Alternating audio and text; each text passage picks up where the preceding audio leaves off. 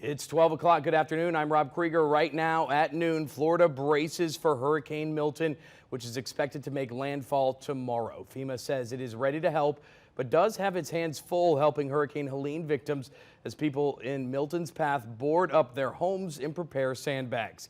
Madeline Rivera examines the federal response. Time is running out for Floridians to prepare for Hurricane Milton. The massive storm is expected to make landfall along the state's Gulf Coast on Wednesday, nearly 2 weeks after Hurricane Helene. Could be one of the worst storms in 100 years to hit Florida. Thousands of federal workers have been deployed to assist with response efforts, and President Biden has signed a disaster declaration ahead of the storm to help mobilize resources. I've spoken to all the political leaders in the region, some of them more than once, and I've told them anything they ask for they can get. The president says the area will get everything it needs to ramp up the rescue and recovery effort quickly. But FEMA is still reeling from Hurricane Helene, where responders are struggling to reach remote areas cut off by flooding and power outages. FEMA, we work with them. Some of the urban search and rescue, a lot of those people are in Florida anyways, but we're also bringing them in from around the country. And in this election year, it's difficult to fully avoid politics.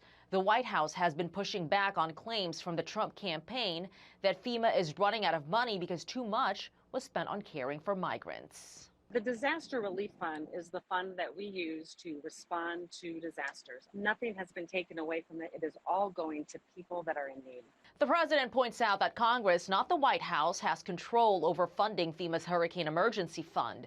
But so far, there are no plans to replenish it before the election. In Washington, Madeline Rivera, Fox News. Nearly 24 first responders loaded up trailers filled with equipment and headed east to help those bracing for the storm. At the Yinny building in Elmwood, officials are currently accepting donations.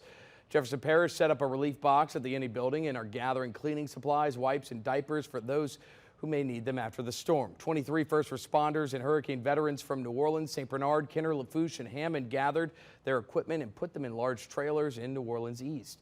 They're headed to Tallahassee, Florida to prepare to step up immediately after the storm. Many have experienced Louisiana hurricanes and know how valuable help can be. For those here at home who want to help out, you can do so without having to travel to Florida. After Ida, we received a lot of items come in. I mean, it was just fantastic, the amount of items, not only from different governmental entities, but also the general public. They dropped off a truck full of things to us all the time, and it was really good to see that it was a lot of people just trying to help us after and recover, and that's why we do this. We want to make sure that we give back and just be able to help how we can. Louisiana's Office of Homeland Security says it's already sent nearly 100 personnel to assist with Hurricane Helene recovery in the Carolinas. The governor's office says it will also send nearly 77 people to Florida to help after Milton.